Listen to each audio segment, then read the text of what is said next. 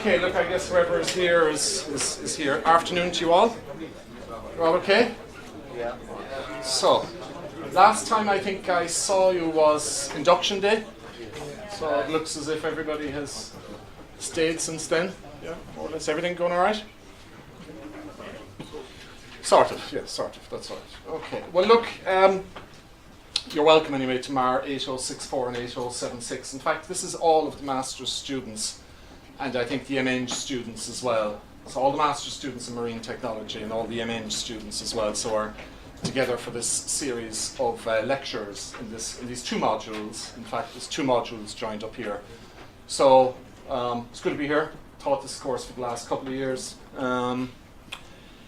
I've done a thing called a module map for you, because it's kind of a confusing course actually to get your heads around in terms of the different bits and pieces and so forth. So I'll show you that in a second anyway, and we look at the course outline as well. All right? Two ground rules. Number one, I put everything on Blackboard, okay, and it's recapped as well, yeah? So no excuses, you know, everything is there. It means that you don't have to go finding other materials or other books or anything like that. Anything you need, I give you, okay? That's my deal to you.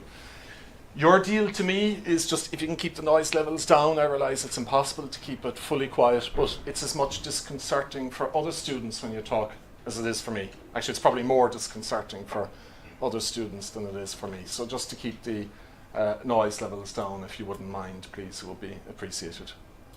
This is extra silent, so there's no need to keep it this quiet, right? Because it sounds disconcerting when it's this quiet. But just if we just stay in the classroom and that, because what you'll realise with this when I go through the module outline and that is the course is structured in a number of pieces. It's like a number of blocks which aren't repeated.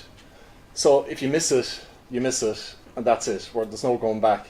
Some of our lecturers, they just come in for the day and they go again. So that's why we really have to kind of focus and concentrate when we're here. All right? Okay.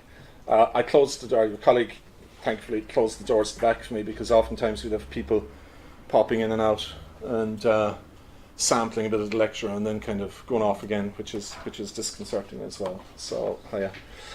So that's that. By the way, this isn't a great lecture room. It gets quite warm, so feel free to open the windows there, or just pull back the shutters and open them. I tried to get it changed for this year, but we couldn't. I prefer to be in lecture theatre 1. Although I understand from people telling me that that's too cold, is it? Yeah, there's a problem with one of the lecture theatres anyway, it's too cold. So you can have too warm or too cold, it depends. Right? Okay. Right, so Blackboard, so I put up the stuff this afternoon, and of course if ever I forget to put something up on Blackboard, let me know as well, right? Because sometimes I forget. But look, you know who I am at this stage, and my email address is there, and the guest contributors and that. The aim of the course, so we'll just walk down through this very briefly, is to equip students with basics of key business, financial and management concepts, tools and techniques. Because regardless of what you do in the future, you will most likely be working in a commercial environment. Now, I realise that this course it's a little bit left of centre for some students, because they kind of say, look, I came here to do experiments in technology and I'm learning about blooming marketing, all right? Just stay with it, okay? What you'll see when I look at the module map is I've actually engineered into the course kind of choice for yourselves so that you don't have to do everything. Because some of you may have covered some of these topics before. So you can kind of pick and choose which bits you're going to do. I think there's 10 bits, yeah? And you only have to do 6 or 7. I'll remind myself now when I look at the module map. So what that means is that you can pick and choose the pieces that you're interested in, right? Now, you might say to me then, but how the hell does that work with the exam? Because there's an exam. Trust me, all right? Clever design here, yeah? You only need to cover 6 or 7 bits, and you can only do 6 or 7 questions in the exam, all right? So we've engineered it in that way that you can just pick the pieces that you like. Now, by all means, you can come to all classes and all workshops. That's cool as well, all right? You realise that you do kind of module feedback there on these courses that you take, or you will at the end of the semester. And I found one there from last year. And I found it, I can't find the damn thing now, where's it gone? it was a comment that a student fed back last year, and I want to read it to you, except I can't find it. I'll bring it the next day anyway. It was basically someone saying that they had a wake-up call in terms of this module, and just realizing how important the commercial stuff is in the future. Because for the future career, I mean, the chances are you get a job as a naval architect or a marine engineer, or if you're marine transport, maybe a broker or something like that. But the reality is that in 10 years' time, you'll probably be managing people. You'll be asked to do a business plan. You'll be asked to interpret a profit and loss account. Yeah. They're the realities. So that's what we're trying to do in this module here, basically, is trying to teach you that that stuff. All right. Without going into too heavy, because to do that you need to do a full MBA, right? And we're not in the business here of doing an MBA. But I just want to basically what I'm trying to do is show you where you can find knowledge in some of this stuff. Okay. That you won't look stupidly at someone if someone says to you, how do you motivate people? Or what's 5 forces, or what's a SWOT analysis, or something like that. Okay? So, and yeah, we'll do a little bit of interpersonal and communications skills stuff as well. So we've got a module map, and the one thing I'd say with the module map is I just ask you to keep an eye on the email. I'll email you through Blackboard if there's any changes, because with people's schedules and that, sometimes we might have to make little changes. So just keep an eye on that for me, all right? And always your Newcastle email, of course, is what you use. The course material will be assessed by an end-of-semester exam. Further details will be given in class. See also the module map, that's fine. And course communications, then just always check your @Newcastle email address, okay? Yeah, I'll come back to the reading list in a little while, actually, because I'll just show you what we're going to cover first, and it might make more sense then when we look at the reading list. Anybody come across TED Talks? You've come across TED Talks, have you? TED? Yeah. There's loads of very good material out there, particularly in business and management. So I have the link in there for the business ones. We'll take a look at it in a second and see what's there. So I'll come back to the module outline in a second. Okay. As I say, everything on Blackboard. Just my so 8064, 8076. Whoops, that's last year. That's not going to work. It will work, but it's the wrong course. So 8076. Just to say to my friends doing 8076 that everything is under the teaching materials. And look, there's a whole pile of stuff here. I thought it had, this is last year's stuff, I thought it had washed off the Blackboard, but it hasn't. So I'll delete it when I go back to my office tonight. Okay, so just ignore that. It's just the top 2 bits that you need to worry about for now. Okay, course outline and module map and lecture material. All right.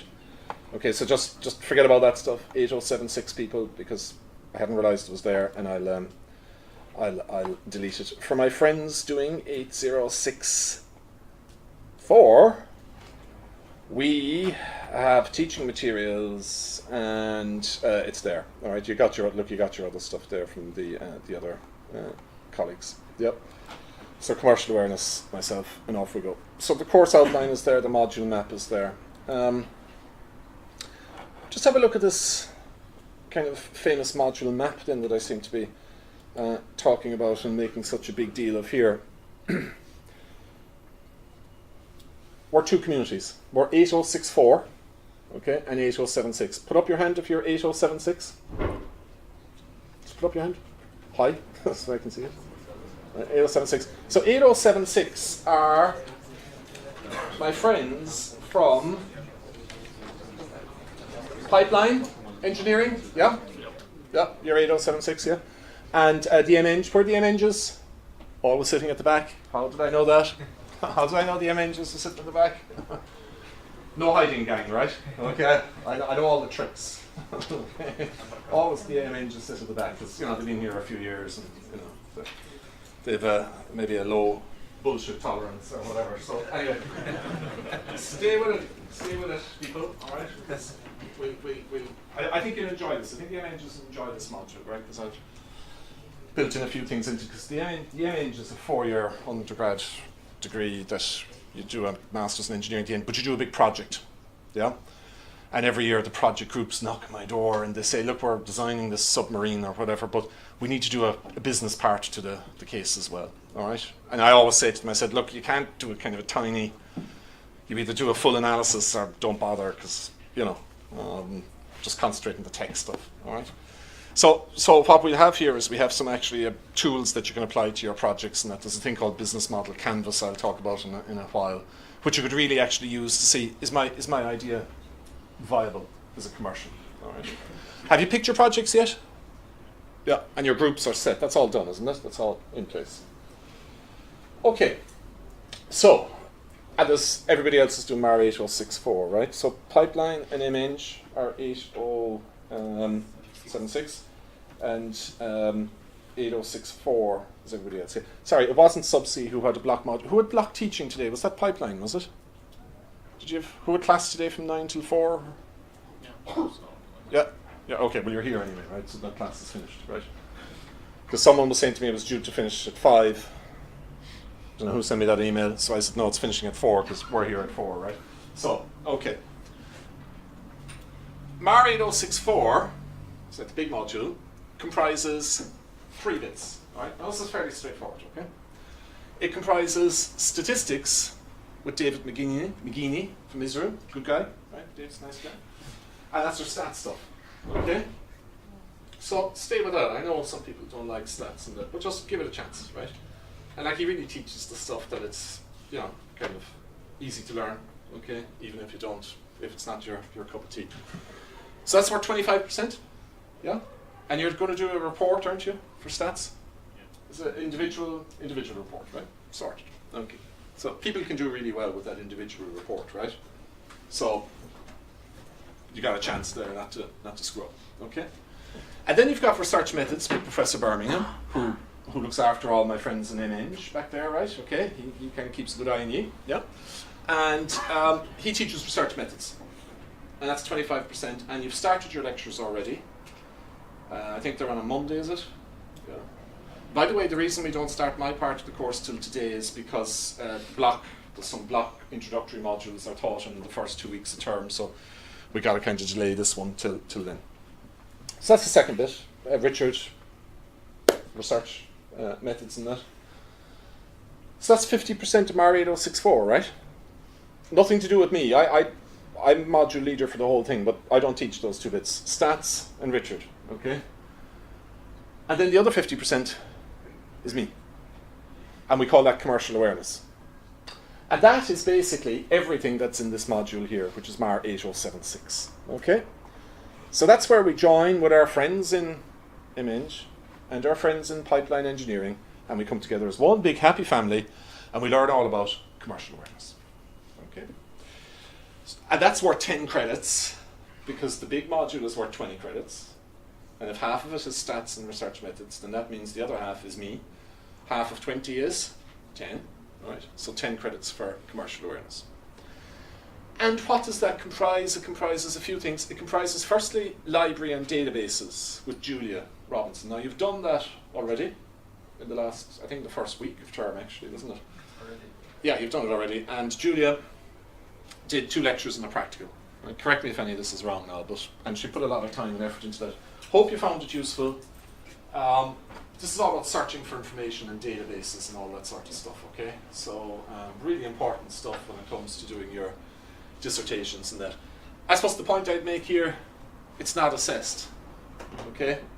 As in there's no exam in it, because, you know, learn it if you want, don't, but I know how you're going to do your dissertation if you don't use the stuff that she taught you, okay? So that's that. Second bit is a workshop with Betty Minton. Now, Betty Minton is a HR professional, human resources professional, and she works on personal skills and interpersonal skills and that. And we divided this whole group of about, I suppose there's about 100 people here. How many in the MAng class? Guys, do you know how many MAngers is there? 18. Okay, so there's 104 minus 18, 86, 18. So I think we are, there were about 100 plus in the whole group. We've divided into 4 groups, right? Now it's timetabled, the workshops are timetabled. Please don't change your allocated workshop without first running past myself and Betty. Okay, so try and stick to the one that you're scheduled into. I think some of you might recall that there was meant to be one last Friday, and we had to change the date. So a new date for that is gone into your timetable. It's going to be in 4 weeks' time. All right, you might have seen that pop into your timetable already. Okay, I'll double check tonight to make sure it's in your timetable. All right. So so that's that, and that's Betty, and it's a workshop, and the first of them is tomorrow. This is week 7, isn't it? Yeah. So week 7 to 11, 8, 9, 10, 11. The first 3 are in the afternoon. The 4th one is just in the morning. So just watch that in case you miss it in your timetable. All right. You only attend one, obviously, but it's mandatory, and she takes the attendance list. Okay. And that's that. And that's not assessed either. Okay. But it's for the good of your health. All right. We wouldn't be doing it if it wasn't. All right. And then we come down here, and we've got a series of 8 lectures, Thursdays at 4 p.m. as follows. All right. Now, 8 lectures. Suspense is killing, isn't it? Right. So there's 8 lectures, which will, I just want to give you kind of the headline first, so just that you understand where we're going with this, right? There's 8 lectures which will map across to 7 exam questions. Does that make sense? Okay. Because I'm with you today on lecture number 1, and I'll set an exam question, and I'll combine it with what I do with you on the last day of lectures. Okay. So just one question from me, and then there'll be a question from the other contributors. So there's going to be 7 exam questions from that, and then down here there's going to be 3 workshops, and there's going to be a question in each of those. So an exam is formulated with 10 questions, and you will only answer 6 of them. Okay. And if you answer more than 6, I'm not going to correct them.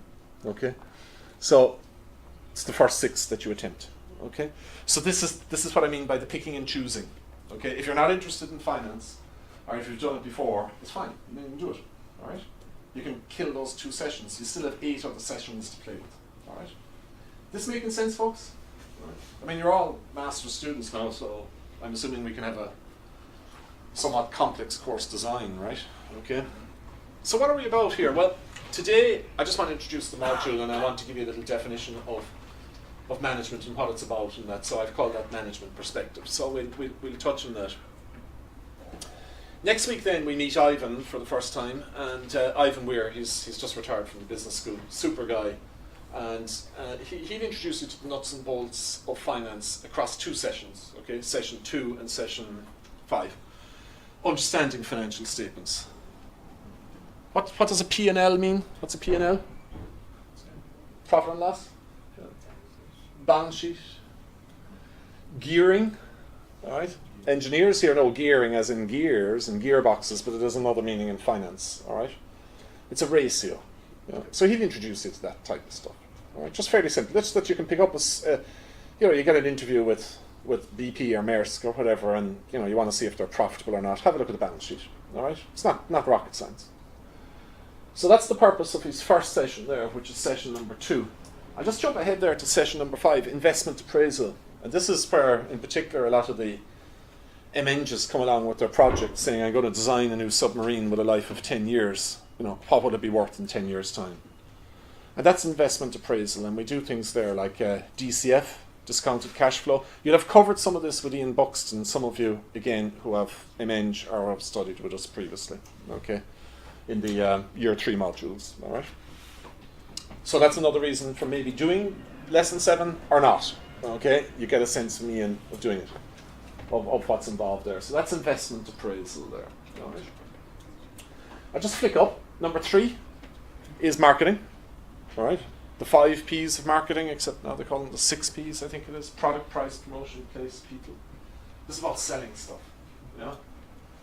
And Nick is going to do that with you. Nick Hadgley, who's from the business school, he's based in London, and he'll come up in week 3, and he'll do that. Right. Now, look, to reiterate, you can do a whole MBA in marketing, right? We're just going to get 2 hours, maybe an hour and a half, whatever. All right, so it's just the nuts and the bolts, but it will be enough to whet your appetite and maybe tell you what's involved. Yeah. Number 4, leadership. John Cullen from Maynooth University will come and give you that. Super guy. Usually he's in a state of collapse at the end of the lecture. He puts so much energy into it. All right. The guy really knows his stuff. He did his PhD in Lancaster in leadership and that. So very. That's a very animated session actually with John. Yeah. Number 5 I talked to. Yeah. Number 6 again from the business school. Sarah, human resource management. Hiring, firing, motivating, all that sort of stuff. Okay, and just, you have to be very careful with a lot of that because let me just kick out the door there. There's a lot of legal stuff in HRM. You know, you can't just say you're fired. All right, you can't do that. All right. So that's HRM on session number 6. Another colleague of John's again coming over, number 7, Robert Gallivan, Professor of Strategy. Very good guy. Background in industry actually as an electrical engineer, and so came to academia somewhat late. And is a Professor of Strategy. And some of you may have heard of things before like Porter's 5 Forces, value chain, SWOT analysis. Anybody come across SWOT analysis?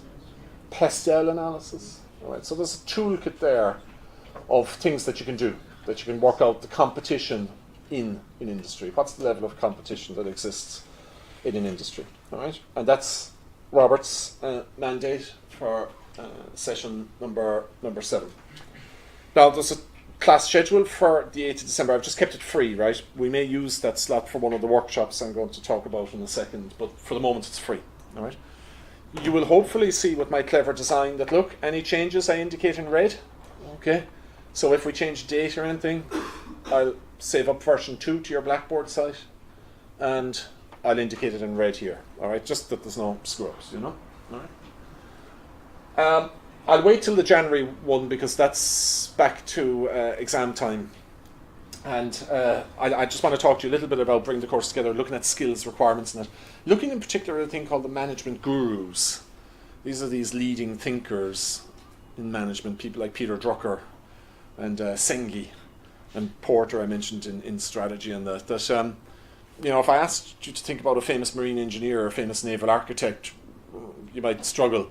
But actually in the business world there are thinkers, people who've become millionaires from clever management theory and explaining why some companies are successful and why others aren't. Okay? Some of these people extraordinarily have never worked in the business. Okay? That doesn't take away from it. They're very skilled at actually working out the ideas in it. So I'll cover that, and what I want to do as well in that session is I'll just do a little course review with you, and maybe something that comes up every year is exam prep, right? Generally, across your programs. So I just want to do a little bit of time with you on exam prep as well, about how to do an exam, right? And yeah, I might even show you some samples of dire exams that have landed in my desk during my career. You know, two illegible lines and someone who's doing a master's degree, all right? So I just want to show you some scans of some of this stuff. You wouldn't believe how bad some stuff is, and you wouldn't believe how good some stuff is as well, all right? So we'll try and show you some of that there before you do your semester 1 exams.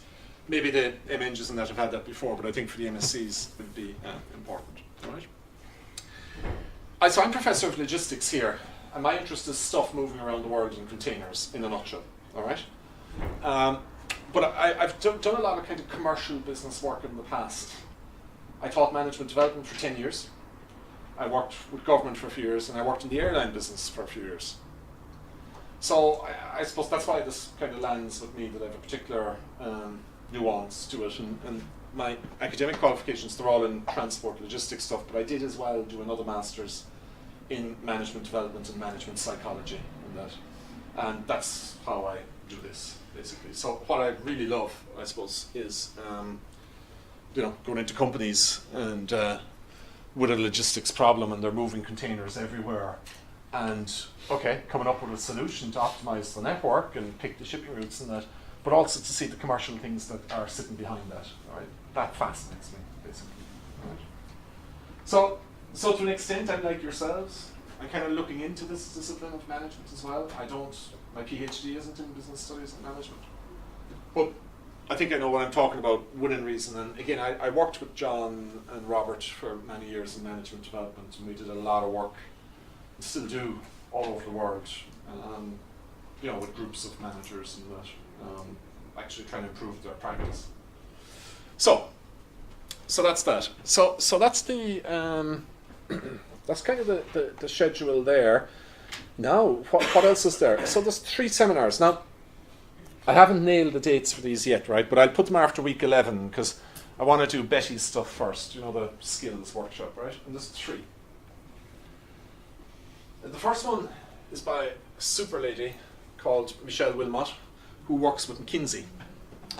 Now, the interesting thing about Michelle is that she's a medical doctor and has transitioned to become a management consultant, okay? Which is a transition I think some of you will make from being marine people to being management consultants in the future. Right? Have you come across McKinsey? Yep. Probably the cleverest, most expensive company in the world, okay? Don't bother sending your CV unless you've got a first, okay? Really, really bright people, okay? Who cost a lot of money, all right? So thankfully she's gonna come up and spend some time with us, and we'll set an exam question off that stuff, all right? Management consultancy in the commercial environment. Really, it's kind of a broad mandate, but I want her to try and explain to you, she came from a medical doctor. How technical is that, right? That's more technical than any of ye in the sense of, you can do some desk stuff. Medical doctor, it's all, fixing stuff on that, right? And she's now moved into the world of commercial consultancy and that. Okay. So I wanted to talk to you about that, and in particular the skills and that are involved. Number 2 is myself, and it's a thing called the business model canvas. Anybody come across that before? So this is the thing where I think the MNGs, now you don't have to do it MNG people, right? But I think you might be interested in doing it in that session there. Because again, we can pick and choose, right? Okay, we only need to do 6 of 10 things. Business model canvas is something that comes up in strategy. And it is basically an idea whereby summarize your business plan on a page. Markets, finance, customers, and so forth. Okay? And that's what it is, it's a canvas. You know what a canvas is, right? Like a print or a picture. So the business model canvas. So I'll do a workshop on that because I think for any of you looking at commercial stuff, it could be useful. Now, I've mentioned their DMNs and their group projects. It's not just them that would be interested in it because each year we usually have a few students who do the faculty run a kind of a competition for commercializing your ideas. And I know I supervised one student last year in marine transport who did a super dissertation on importing t-shirts. And I know he was looking at doing a business model canvas to see if he could commercialize this idea. Okay, so basically anybody with an idea that they want to commercialize, you got to do that, right? It's a no-brainer. Okay, and 3 is sustainability. What's sustainability? Environment, ensuring that we don't do things today to harm future generations, and so forth. And there's a business case that can be made for this because, if companies are told they need to be more environmentally friendly, well, that's fine, but that might have a cost. There can be a benefit to the environment for sure. Can there be a commercial benefit as well? So if I say to you, don't use sulfur in your fuels, or use low sulfur fuels, that's going to cost you, right? Okay. So how do we kind of look at that from a commercial perspective? Okay. Or just forget about the marine sector, go to the commercial sector. Go to another sector rather, another commercial sector, the retail sector. If you go to a supermarket and you want a bag, well, what do? Do you have to pay for it? Lots of places you do. Previously it was free. Previously we used to throw away a lot of bags. It harmed the environment. Okay? An environmental regulation came out and said, we need to charge for these things. We've got to stop them harming the environment. So look what happens. Now we've less plastic bags harming the environment, but yet companies make money from selling them. You see the idea? Previously, companies had to pay to give you a bag for free. If you went to Marks and Spencer to do your shopping, they had to give you a bag. Now you pay for it. So it's good for the environment, and they're making money. Okay. You see the idea? So I have a case study there on Maersk and selling sustainability in that. And the reason I put it in here, because from talking to alumni students in the past, it's probably one of the key commercial things that they get involved with, is going in. Once they start straddling the commercial world, it tends to be, try and make a case for this. So I think it's one of the key things that will come on your radar for in your future careers in that. All right. So students can pick which lectures and seminars they wish to attend. Now, by the way, I've called them seminars. That's just a posh word for kind of a smaller lecture, right? Because I don't know how many people are going to come. I'll book a big room, but hopefully, I don't think all people will attend all classes or seminars, and we'll try and do a bit of group work and breakout work and what have you. Okay, so that's why we call them seminars. Students can pick which lectures and seminars they wish to attend. This is to allow for those of you who've previously studied some of these topics previously, so I have the same word in twice, not good. E.g. MN students who took Eng 2001, and or may find some topics more appealing than others, or conversely, some topics awfully boring than others. In the final examination for commercial awareness, as noted above, there will be 10 questions, and you will be required to only answer 6. If you attempt more than 6, then I'll just mark your first 6. Okay? Is that alright? So, for people doing 8076, you'll get a 2-hour exam. There'll be 10 questions, and you'll answer 6. Alright? For the people doing 8064, you'll get a 3-hour exam. Right? Sounds long.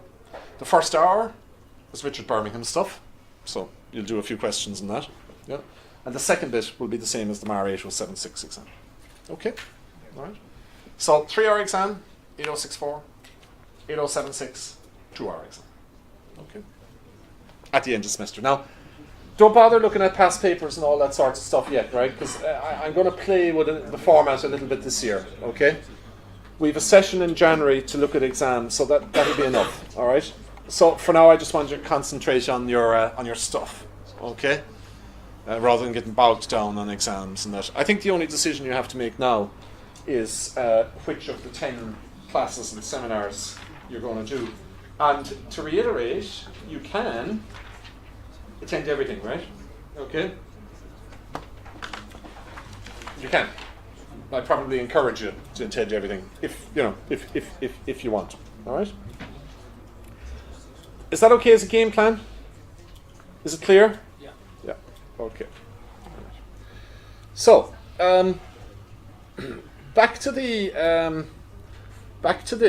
and this is the library link. So do you know the way everything is online, and I want to talk you through this, the reading list, if you like. There's no course textbook. I'll give you stuff via Blackboard. If you go to the library and look for books on management, you won't find 1 or 2. You'll find floors full of this stuff, okay, for all the business school students, okay? Not hundreds, probably thousands of books, all right? There's no need. Not for what we're about here, okay? But you can if you want, right? It's a free world. Relevant materials will be made available via Blackboard. Now, students are encouraged to review some of the many business and management textbooks held in the library. In particular, it would be worthwhile to review material in some of the leading business journals. In particular, a thing called Harvard Business Review. That's probably the best business and management journal in the world. Okay? Harvard Business Review. Called HBR for short. Yeah? HBR. So just Harvard Business Review. HBR. Yeah?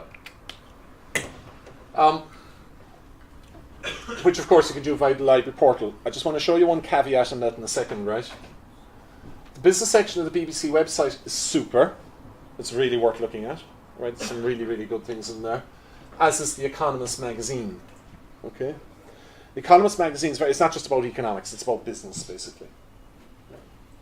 But by the way, we use 2 terms interchangeably here, business and management, right? Business is the commercial world. It's, how does Marks and Spencer make money? What does it do for marketing and so forth? Management is how do I manage within that? Okay, how do I manage people? How do I manage resources and so forth? So business and management. So that's the BBC. Okay, print and media. There is as well a thing called box of broadcasts. Has anybody come across that? BOB, box of broadcasts. Just have a look and see. This is basically every TV show you ever want. It's like Netflix for university. I'm assuming students have access to it. Check via the library portal if you can, because all your TV stuff is there. So it's like Netflix in that sense. But I had to look to see if there's anything I could bring into these lectures, but I don't think there is. All right. But anyway, you might find some series you're following in it. All right. It's the Economist magazine. Students might find the following book useful: The Guide to Management Gurus by Hindle. There's an e-copy of that available. You don't even have to get up off your backside. You can see it through your computer. And I'll show you those 2 free resources in a second. But look, see the way I clicked into the library there? So the same stuff is there, right? There's just a bit of funny stuff there that you can read if you get a chance. About Harvard Business Review and read only and all that sort of stuff. All right. I suppose because it is so popular and because it's so really, really expensive, they've got strict licensing conditions and they've restricted downloads, but you can still read stuff. Okay. So just have a look at that. Right. Just don't be deterred if you can't download. You can only read basically you can only read online the top 500 articles. Okay. Because what they're trying to do is they're trying to push everybody to pay the subscription to read the stuff. All right, but this is the nature basically of our license in the university. Okay. Now again, I encourage all of you, please play with these links, and if they don't work or whatever, let me know. Right?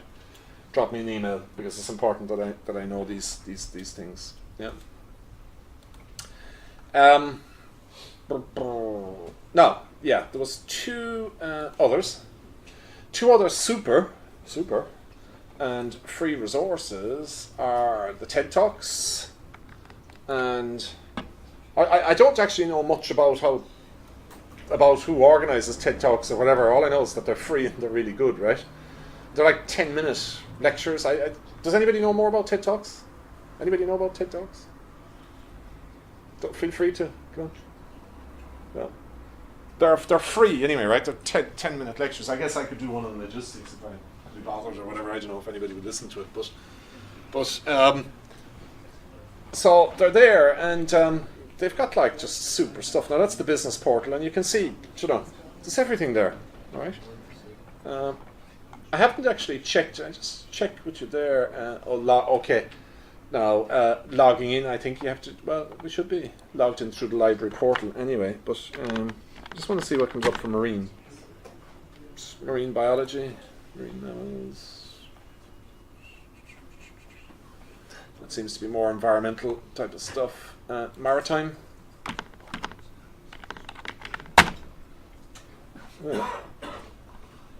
Climate change. What's that, some kind of time machine, is it? Okay. Right. If you're into oil spill cleanup innovations, yeah. So, it's good stuff there, right? But we're more interested in it just from the business and management stuff. And there's a few there. We'll see how we get on time-wise. I might even use some of them in the workshops. All right, I'll have a little bit deeper. But that one is quite good, actually. How to build a business that lasts 100 years. Okay. So have a look at them. Both for your general interests as well as otherwise. All right. And the other one is this. Now, sorry, this didn't. I'll just copy this across again. Now, if these links don't work for you, just make sure you're logged on through your Newcastle account, right? Because yeah, okay. Just make sure you're logged in through your Newcastle account, because some of them are kind of looking for passwords and cookies and that sort of stuff, and you may not be able to do it remotely. All right. This is another thing here called Cobra, and there's kind of everything. This is kind of more specific stuff. It's like fact sheets. So supposing you're into, I don't know, we'll just randomly look at anything, just see if there's something here on time management. Time management. Maybe a bad example now, nothing will come up, but I know I was looking at it earlier. Right, nothing on that, but project management. Yeah. Again, it's more micro. Okay. But it's the specifics on, like, you know, well, project management, and you can have a little link there to the project management site, or there was other stuff, a lot of accounting type of stuff on it, and that. And this is basically for people setting up their own businesses and that, and they haven't a clue how to hire and fire people, or, you know, whatever the case might be in that. Sector updates. I like this here. Look, this is the future of manufacturing. Anybody want to open a cake shop? No. Well, why not? Yeah, absolutely. Okay, I mean, students in the past, you have the student brewery, they're doing well, Stew Brew. The guy last year with the t-shirts and that, so, you know, why not? Absolutely. All right. So, what do they say about cake shops? Let's just have a look. Everything you need to know, right? Okay. So this is more general. Whoops, this is more general kind of business stuff. All right, very useful. And I think that's it on the that's it in the course outline. Okay, so that's everything. That's our game plan, basically. That makes sense. All right. Okay. So let's just make a start on lecture number 1 and see what's coming up there. And I just a couple of slides in here to introduce management perspectives. I'll just go in it via Blackboard there just to make sure that everything is here. So, again, what we should see here in your Blackboard folders, and I store everything under teaching materials, so teaching materials, and then me, and then the stuff we need. All right, so the readings, the PDFs are in there, and there's the slides that are in there as well. All right?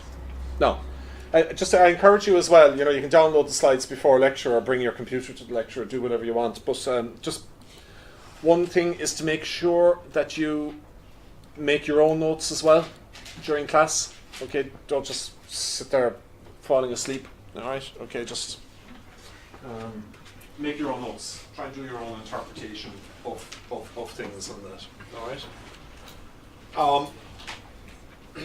A friend of mine has a theory that you can spot the student that will fail your module within the first 3 minutes of a lecture.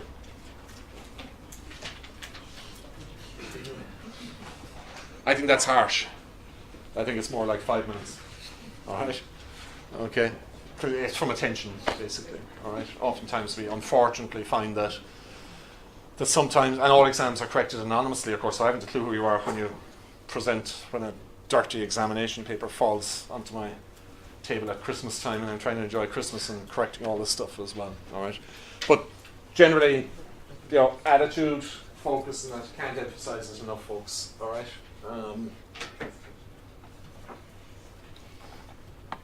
You know, oftentimes a student will be surprised to come into your office, to come into my office in the summer, saying, "Look, I failed such a module," and I say, "I know." And he said, "Well, how do you know information?" I said, "Well, I know. I know such a script as yours, because even though it's anonymous, like this, you know, you're the guy who was missing half the classes or asleep the other half the classes, whatever the case might be. It's always the case." Okay. And I'm not bullshitting you here. I have so much experience with this stuff, folks. All right. It's the same with failing students, repeating students, all that sort of stuff. You spot it about 2 miles away. Same with dissertations, right? Today, myself, the admin staff, dealing with 2 failing dissertations. I can guess students before, even though the numbers are anonymous. All right. Okay. So, commercial awareness, management perspectives, evolution, and theories. I suppose, like, where did this stuff come from, right? And are there different perspectives on it? To see, some people would say that management is something good and positive. Other people would say it's exploitative. You know what I mean by exploitative? That it's reducing down to slavery. Okay, but that's what management is about. It's about sweating your workers till they die. Right? Now we might say that's in the past, but Anybody come across Foxconn? Company? Yeah, Foxconn. How many people do they employ? It's like 1 million or something. These are a contract manufacturer that make the parts for your computers and that, right? So even though your computer says Apple, Apple didn't make it. Right? It's you know, it'll be Foxconn or Flextronics or one of these companies that'll make it. Okay. So that's a kind of a negative view of management. I suppose the positive view is that, look, you know, if we organise people properly, we can motivate them, we can encourage them, we can give them meaningful work, and they'll want to work here. Who wants to work in Google? Who wants to work in Google? I don't work in Google. Who wants to work in Google? Google? Why would you want to work in Google? I mean, you want to be stupid not to want to work in Google. Why? It's a great place to work. You get paid well. You're allowed in Google to spend about 10% of your time doing your own stuff. So you can work on your own project during Google time. Right? That's no problem. Why on earth would I allow someone to do that? Why? Come on, don't be shy. We're all here together, doesn't matter. Seriously. Why?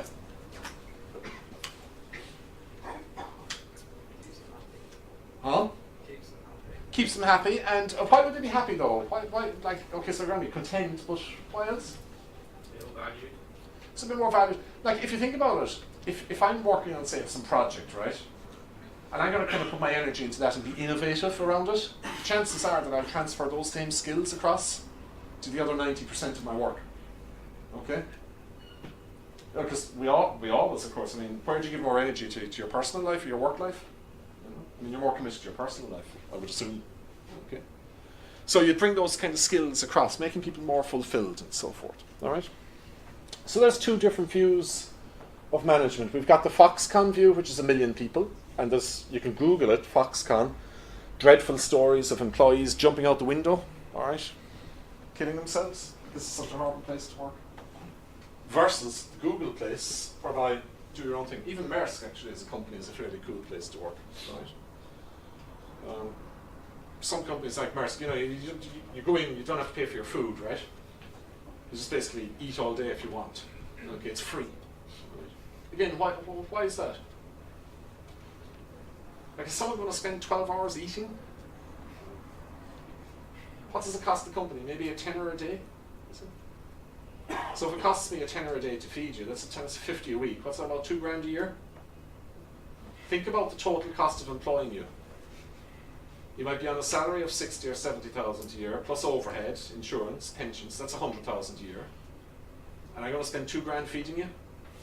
And because I spend that money feeding you, it means you're probably going to be more content and happy. Oh, and by the way, I'm only going to feed you healthy stuff.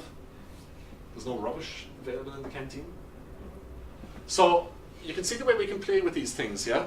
Okay, we can kind of turn them to our advantage. It's a bit like the selling sustainability stuff that we looked at earlier. Okay, so just key concerns of management research, as we've labeled it on the slide, but generally management.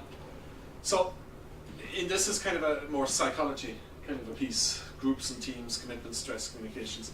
And then out here, there's the more what we call OB, or organizational behavior. It's always labeled as, not labeled, abbreviated rather as OB. All right. Oops. Here we go. Organization behavior, right? Okay. So, perceptions, attitudes, personality. Just a point to make that an organization has a personality too. Right? When you think about an organization, say you think about especially some big engineering or consultancy companies where people move every couple of years, right? How does the company retain the knowledge? Like, if you move after 3 years and you've designed some ship, but you're gone, what happens to ship design? Where is it? Has the company lost it? Or has it retained it? So I mentioned later on in the slide there, it talks about KM, which is knowledge management. All right? Knowledge management, you know, which is retaining knowledge within the organization. Okay, good over. So that's on the left side, the OB side. On the right side, leadership, power, change, organization, structure, and culture. I said to you that an organization can have a personality. An organization can kind of behave. Does that make sense? In a certain way. So you think of an organisation as an inanimate thing. What do I mean by inanimate? It's not a person, right? But yet it's got a certain look, feel, touch. It behaves in a certain way. You follow any organisations that are in controversy at the moment? And what you'll find is that oftentimes the organisation will react in a certain way. Some organisations are very open. Some are closed and basically say, you know, we close ranks, hopefully this problem will go away. That's a characteristic of the organisation and its behaviour and that.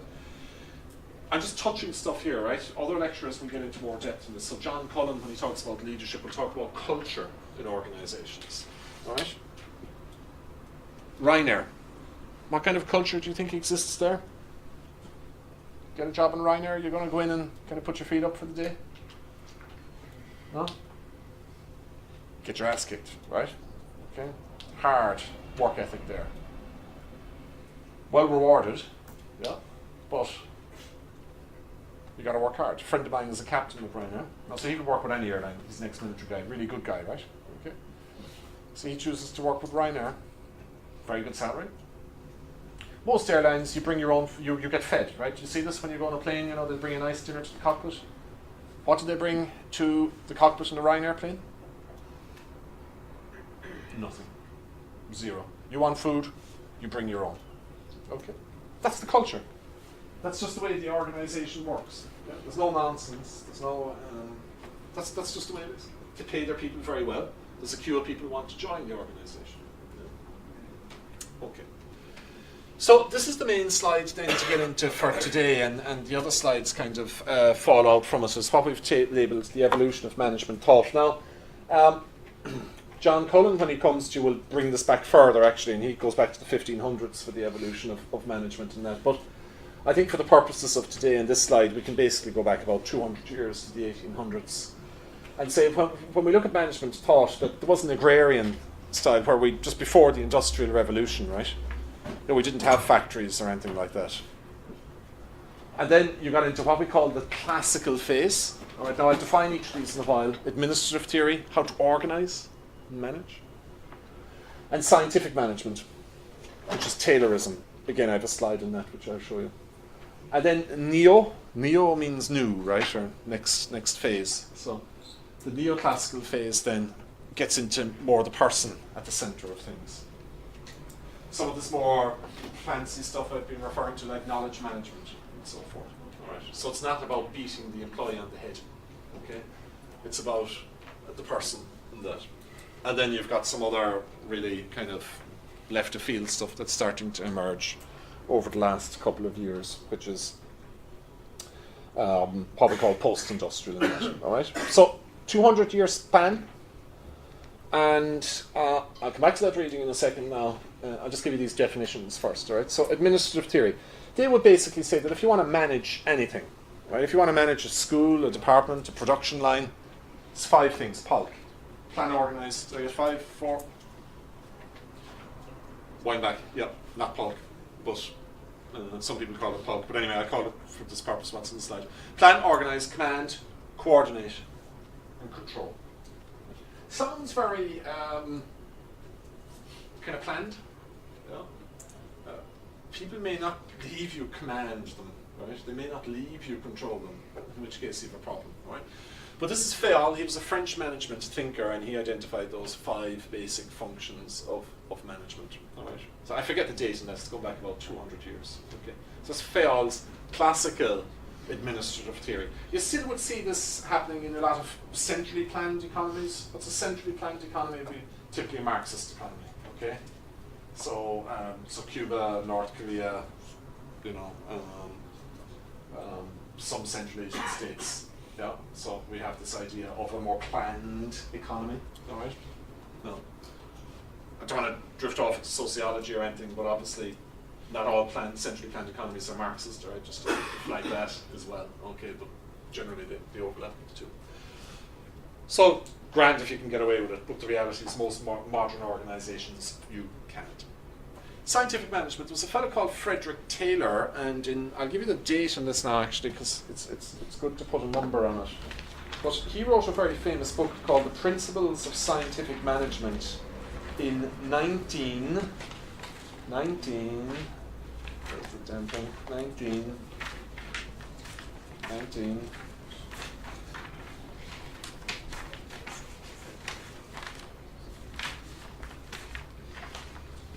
19, damn you, Taylor, where are you gone? Right, anyway. I think it was 14 or 16 or something. Where's that damn piece of paper gone? Right, and after leaving that's two pieces of paper now left on my desk. Alright, we're going to go with 19, actually someone can Google it there, right? Okay? 1911. 1911, is it? Did you Google it? Good man. Alright, 1911, alright.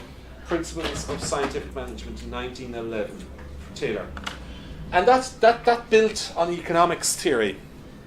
Because if we step back about 200 years, in 1776, there was an economist called Adam Smith, one of the first economists, that came up with this idea of economies of scale. Right? Do you know what economies of scale are? Did you find them? So economies of scale are basically the more you produce, the lower is your unit cost. Okay? Economies of scale.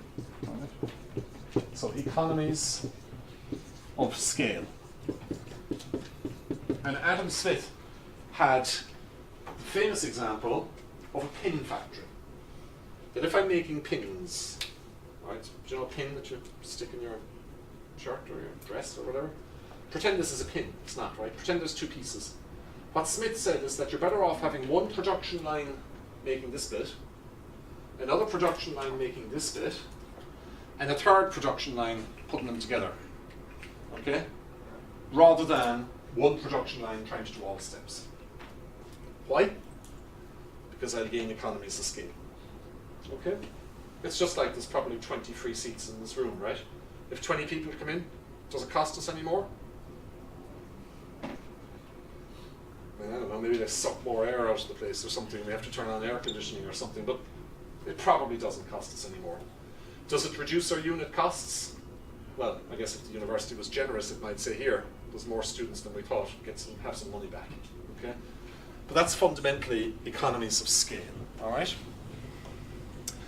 Focus on quantification of work and precise guidelines. So it was a pin that our friend Adam Smith, and Adam Smith was the economist that first thought up of this stuff in 1776, which is the date I think is correct, 1776, Adam Smith.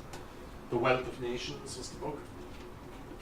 But it took about another 150 years before this guy Taylor in 1911 came along with his principles of scientific management, which had four basic tenets. A tenet is kind of like a rule, right? Four basic rules. Develop the one best way to do each job, right? So think about how we sequence the production line. Select the best individual for the person. Maybe somebody is better off making pins or making tops or putting them together, right? Ensure that work is carried out in the prescribed fashion, exactly as I said. This is the way you got to do it. Divide work so that planning, organizing, and controlling are the roles of managers only. So he's borrowing Fayol stuff. Okay. Now, what's wrong with this model of management? What's wrong with it?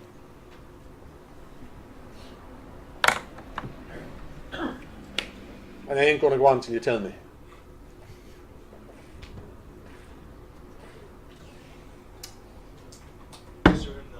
Yeah. Okay, all right. Now, they would say that they'd have a time and motion engineer that would work out it is the best way of doing it, but okay.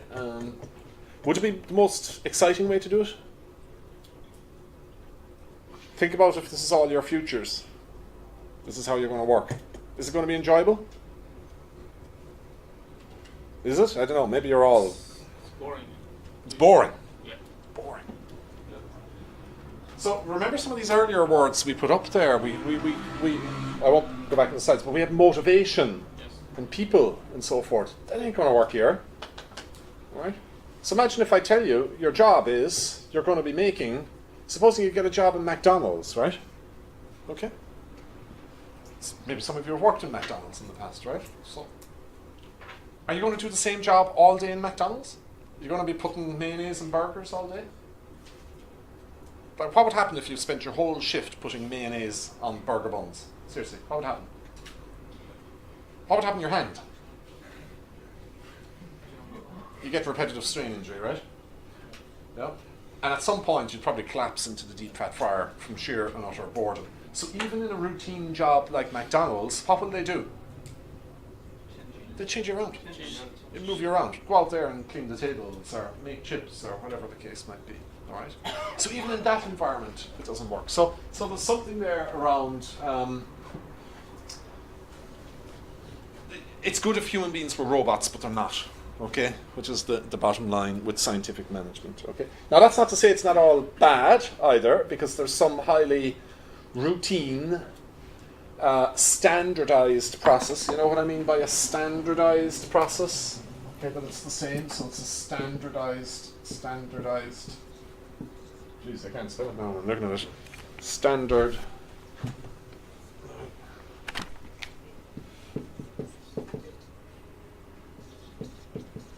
Goodness me. Right. This is what happens when you get old, right? Standardized process, meaning it's the same, all right? If you don't believe me, just go into McDonald's and order something, make a change to your order, okay? Look for something complicated, and chances are you won't get it, right? Because the computer can only order certain things, all right? So a standardized type of product. Process. Important distinction there, sorry, process, standardized process. Now, and then this new stuff, which is really kind of more the latter half of the 20th century, it introduced behavior as a variable. And it's kind of, not so much if I bribe you, but like, you know, if I can maybe kind of motivate you in a nice way. Okay. You see, when I came in, the first thing I did was I opened the window, right?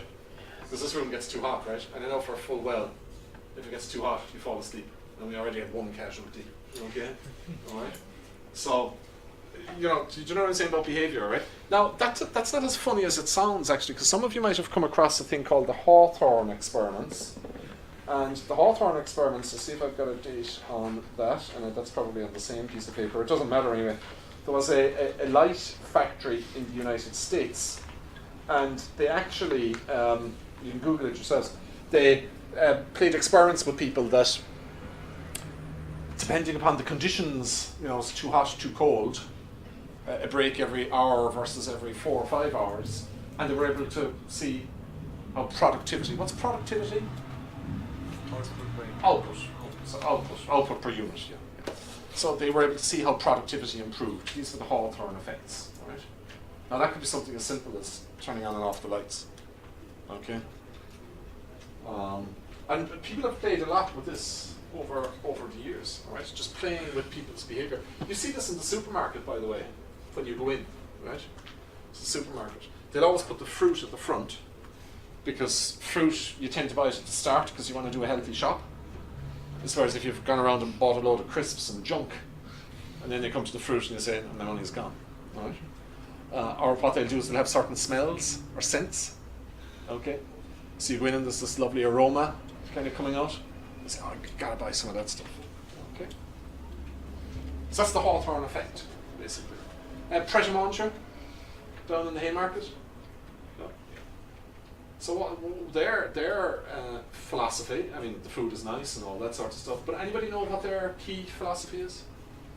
Just a customer philosophy? Speed. I think it's 60 seconds or something like that. Speed, fast in and out. All right, that's their thing. Now, their food is good too. But what they've basically said is that we will guarantee, this is our, I'm going to give you another acronym here, folks. It's a thing called a USP, Unique Sales Proposition, right? A USP. Unique, whoops, come back to me. Unique Sales Proposition. That's their USP. Then if you want a fast cup of coffee, this is the place to go to. All right. If you don't want a fast cup of coffee, go somewhere else. That's a USP, a unique sales or unique selling proposition. All right. Okay, so that's the Hawthorne experiment. Now you understand the Hawthorne experiment? Google free food, bean bags. You know, you can go in and kind of sit in the bean bag. Why do you have to sit at a desk? I mean, you don't have to sit at a desk, right? Okay. So that's all the Hawthorne stuff. Alcatraz, has anybody been to Alcatraz? It's a miserable place, right? But that was the idea, the Hawthorne effect. You ain't coming here to go on holidays, right? But whether or not that's good ultimately, you know, you may just become more angrier and go and commit more crime. So, you know, maybe it's counterproductive. Influenced later behavioral scientists, and you can Google those names there, Chris Argyris and Herzberg. These are some of these gurus that we talk about. We might come back to some of those in the last lecture. All right, okay. So they're the neoclassical theories. So we've kind of moved from the pin factory, where everyone is an asset, into a more behavioural type of environment, yeah, where the person is at the centre. Okay, and that's a continuum, right? I'm not saying that one model is right and one model is wrong, but this is just the way it is. Okay. My friend, the Ryanair pilot, he flies more hours than other people. His job is more standardised. His salary is better. That's part of the deal. Okay? When he goes to work every morning, there's not someone there telling him how wonderful he is, giving him a nice kiss, saying you're a valued employee. That's not Ryanair's style. So they're more on this. Okay? The scientific management thing, which is a pilot has to fly 900 hours a year, and that's so many sectors and so on and so forth. If you're not interested in that, get a job somewhere else. Right? So to become a pilot with British Airways, you fly less hours per year. Okay. It's different conditions, different expectations. Okay. So, just to introduce a couple of other slides then. You've come across this one maybe? Maslow's hierarchy of human needs. It often turns up in different courses in different places and so on and so forth. And that's, you know, with any of this stuff, with a work environment, regardless if you're the pilot in British Airways or Ryanair, actually your first need is you want to earn enough money to feed your family, right? Yeah? I mean, I love my job, but I guess if they reduce my pay too much, get someone else to give you your lectures, right? Okay, I'm going to go off to McDonald's or something, you know? So we have physiological needs. We have to satisfy those first. Then safety needs, social needs, esteem needs. What's self-actualization? What's that? Self-actualization. Self-actualization. Maslow's a psychologist, and he said this is what we all aspire to. Yeah? Did you? Self-actualization? Anyone?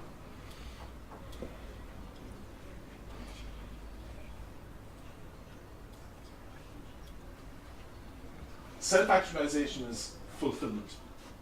That you're entirely fulfilled. Fulfillment, yeah? That you love your job. Came across another friend of a friend who was a vascular surgeon, right? So vascular surgeon is very tricky surgery. It's surgery on blood vessels and that. I was chatting to the guy once over a few beers. He said, "Do you know, I'm bored, actually. I'd love to change, you know. I'd love to do something else. I'd love to be a lecturer or a pilot or whatever it is." And this guy's making $500,000 a year. Right? You're saying, "Are you for real?" So I think self-actualization is kind of elusive. No matter what job you get, you just break it. You know, you probably won't be happy, right? Okay, you'll always want to do something else. Okay, but don't worry about it because you have to fulfill these needs first. Okay. So if tomorrow I said to you, you could have an internship with Lloyd's Register and you do brilliant work and you can do it for the next 10 years but you're not going to get paid, but you're going to absolutely, self-actualization, you're going to be on Sky News every day, yeah? You're going to do it? I mean, you might do it for a year, but you're not going to do it for 10 years, right? And ultimately every job gets boring, right? Okay. So we're probably somewhere along the way here, all right? So we kind of have to, now you might kind of say, that's kind of psychology. Why am I talking about that here? Well, I suppose when we look at organisation theory, and some of your lecturers now will reflect this to you, actually when you look at organisations, what tends to happen is that they realise, look, I just can't keep everybody happy all the time, right? I keep them for 2 or 3 years and then they just want to go. You know, maybe I should force them to go, right?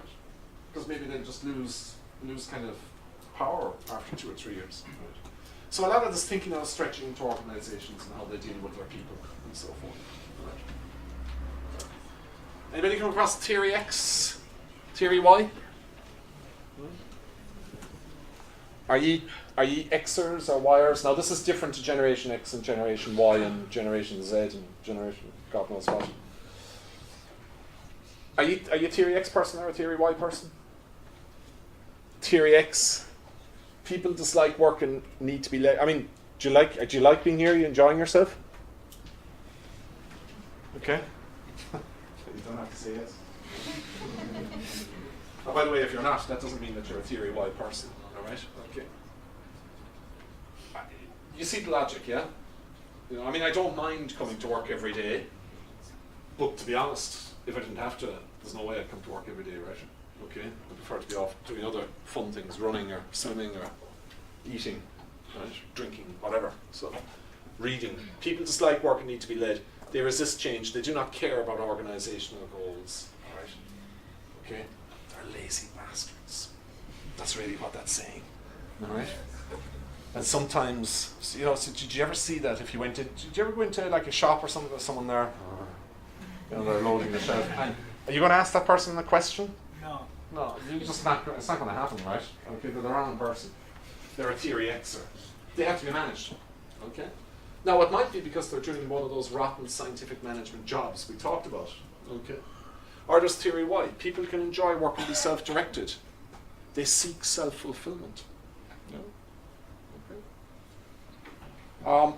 And I'll just throw it out to you, but there is a new trend called downward mobility. Anybody come across downward mobility? You see, you're all upward, right? Okay. You all want to get into better jobs than that, yeah? This is understandable. I wouldn't encourage you to go back to a worse job, all right? But downward mobility is whereby a person has a good job, you know, what we perceive as a good job. They're chief executive of Maersk or something, they say, to hell to this, actually. I'm going to go and work somewhere else for half the pay, and so on and so forth. A friend of mine did it. He had a very good professorship in Italy, and said, screw this. I just want to be a lecturer somewhere. I don't want to be a professor anymore. And he's happier and better and all that sort of stuff. Okay. So, like, I suppose I'd say to you, don't do it for 10 years or so, right? I'd like you to aspire in your careers, but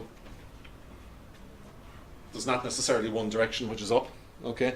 Sometimes it can be around or down or whatever. Again, what you'll find is that companies are kind of recognizing this. If you go into any of the big, now Michelle will probably talk to this, accountancy firms or law firms or anything like that, their chief executives, they call them partners. Are they for life? Typically what they'll have is they'll have maybe 40 partners, and then you can have an election for a lead partner for maybe a year, 2 years, 3 years, and then you step back again. Right? So what it's doing is it's basically saying there isn't just one way upwards. Okay? So that's in law firms, places like that. So that's downward mobility, right? Other organizations, it's the opposite. Okay? In other organizations, I'm thinking of GE, General Electric. Anybody know what they have got going there with the ABC? So you get a job in General Electric. So you're there as a graduate after 2 years. We do a performance review. And we label you basically an A, B, or a C. Okay? Now, no matter what way I do this, 70% of my employees have to be Bs, and maybe 15% have to be As, and 15% have to be Cs. Okay? Now, I'm not saying that they apply these exact numbers, but broadly. So the A's are super people. Okay? The B's are you and I, everybody else, right? Okay? You know, we're doing our best, right? And the C's are we shouldn't be here. Okay? So what they do is I do your review, you're here a year, and you're a B. That's fine. I do your review next year, and you're a B again. Oh, continuous improvement. I do your review the following year, and you're a C. I mean, which way are you heading? Down or up? No. You're heading down, and you're heading out the door. Okay? You see the way they engineer it? They don't have to fire people, because if I'm graded as a C 2 years in a row, are you really going to go for a review for your third year? Probably not. Okay? You'll probably say, I'm out of here. Okay? And that's a totally different model, all right? Now, and that's a way of churning our staff. Yeah. Some of the universities do this as well. Harvard do this, actually, in the business school. A friend of mine got a job there. They recruited 3 people, right? 3 guys here. Congratulations, new lecturers in Harvard. Bad news. In 5 years' time, only one of you keeps the job. Okay. What do you think that does for culture? You guys going to be great friends? Stress. Well, you're going to eat each other alive for the 5 years. Because what they do is they measure you on your publications and so on and so forth. Now, maybe that works for them, right? So, we're not kind of saying here that one way is right and one way is wrong. But what I'm saying to you is that maybe when you go and work in organizations, just be kind of clear around what swimming pool you're diving into, all right? Okay, because you may not want. I certainly wouldn't like that, right? Just wouldn't do it for me. Okay, but for other people, it might be highly competitive, and they might say, "Yeah, in I go." All right. There's another view, by the way, in this that if you're in Harvard and if you get kicked out after 5 years because you haven't got a job, right? In reality, no one gets kicked out. They leave after year 3 or 4 because they know it's not happening. So what happens is 2 guys here, unfortunately, they can just slip away, and you're left. Right? Now, another school of thought would be that these 2 guys, people would say, well, they've been to Harvard and they've survived there for 3 or 4 years. So they must be somewhat good. So they'll get a job in another, maybe not as good university, but quite a good university. All right? So there's all these games that companies play with this stuff. All right? We spent the afternoon actually earlier looking at exam results from last year, and just to say to you that this does not apply when it comes to marks. People often have this perception that only so many students can get firsts or so many students can get fails. It doesn't work like that. We were looking at exams this afternoon with means of 79 and means of 59. Okay, it doesn't work like that. All right, and I hope you all do very well in this course, and people generally tend to do well. As I alluded to earlier on, some students do dreadfully badly in it as well.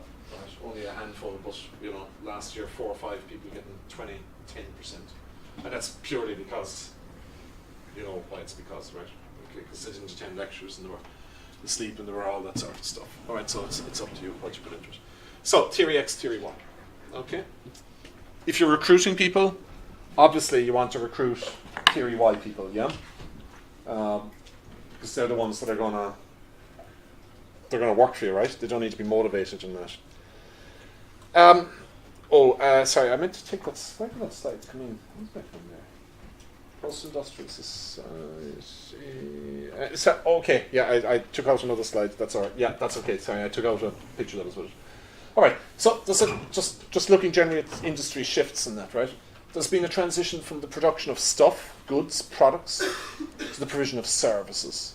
Look for a different type of a skill set. The importance of manual, non-knowledge, productive work declines, and professional and technical work, especially things like scientists, and that gain priority. So the chances are most of you will be doing desk jobs for the rest of your lives, even the engineers here. Okay, you're more kind of service-based. You'll be looking at warranties and repairs and so on and so forth, rather than fixing things with a hammer. Theoretical knowledge emphasised over practical know-how as a source of innovation. The impact of new technologies is monitored in order to control them. New intellectual technologies emerge to deal with the new industrial order. I mentioned earlier on knowledge management. How does a company actually retain knowledge? It can't retain its people, so how does it retain its knowledge? If you all leave after 2 years, typical graduate recruit stays with a company 2 or 3 years and then they move on. How do I retain the knowledge that they had? All right. So anyway, that's that. All right.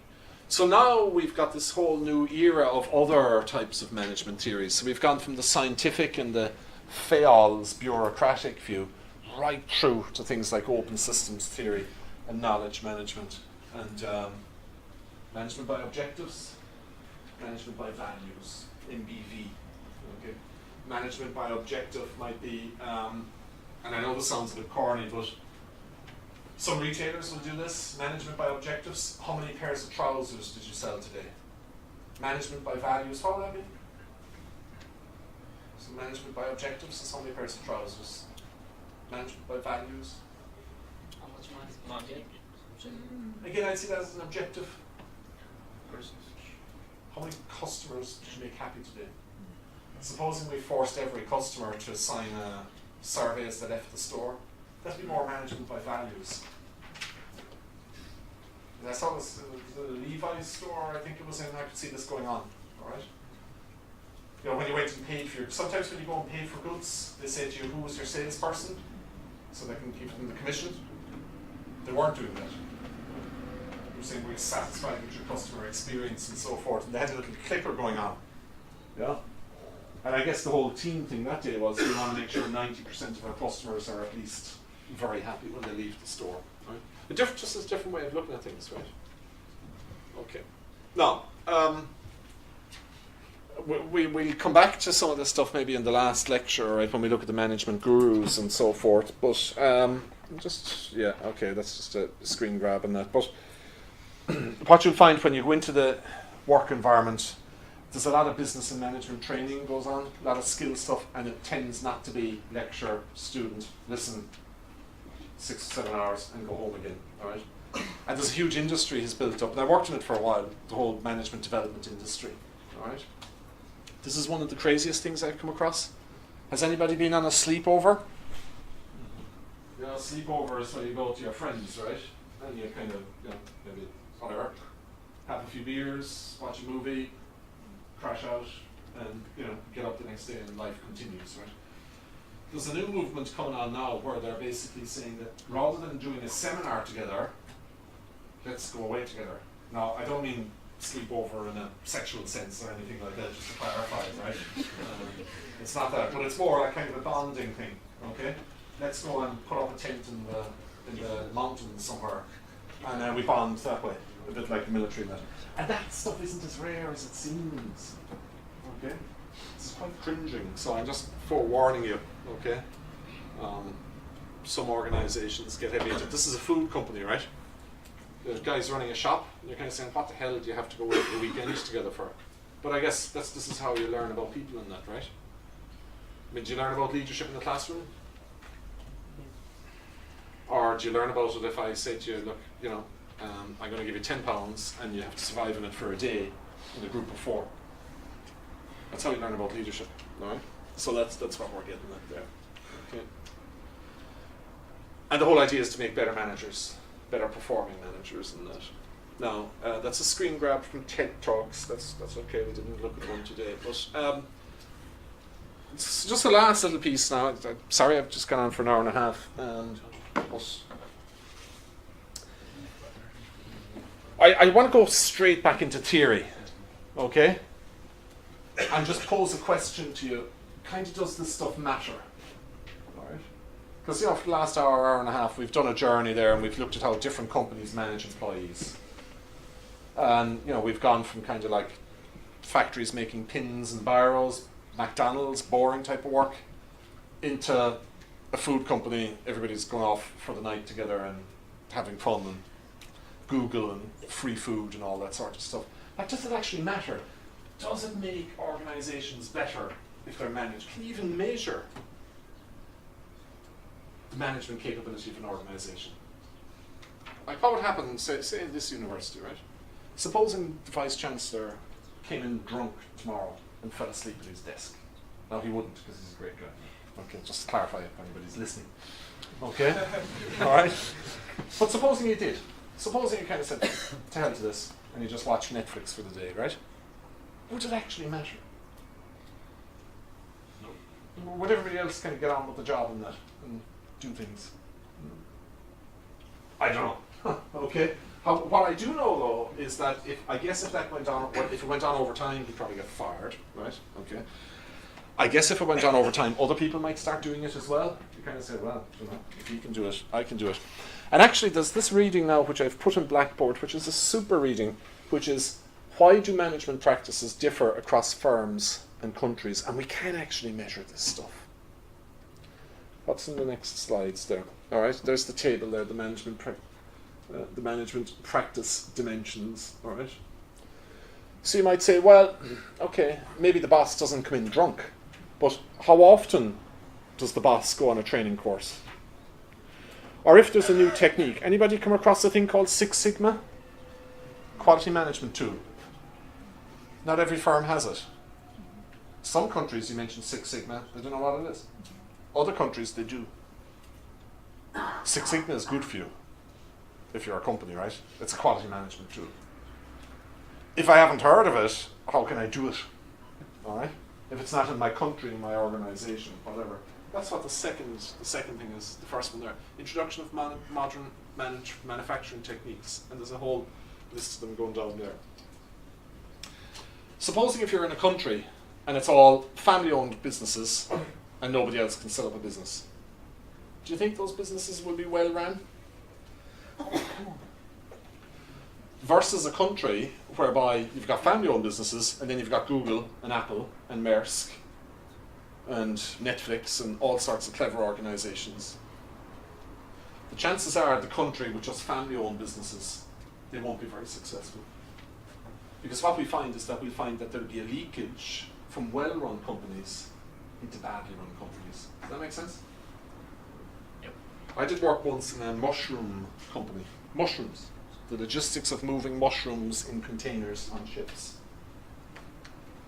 The guy there that was teaching them about lean, come across lean maybe before, about lean logistics and that, was a guy that had come from the car industry. He knew nothing about mushrooms. He didn't have to know about mushrooms. He knew everything about lean, about how to take waste out of a process. Did my mushroom factory do better? Absolutely. In actual fact, they were so successful, the guy left because he got a better job elsewhere. So you've got all of this kind of stuff going on there. I mean, if, again, you know, there's one extreme in America, right, where you can fire people easily. Think Donald Trump, right? You want him for your boss? Okay. So versus other countries where it's nearly impossible to fire someone. Okay. And you kind of think, well, you know, there's an efficiency gap there, maybe, perhaps. Maybe both extremes are harsh. Right?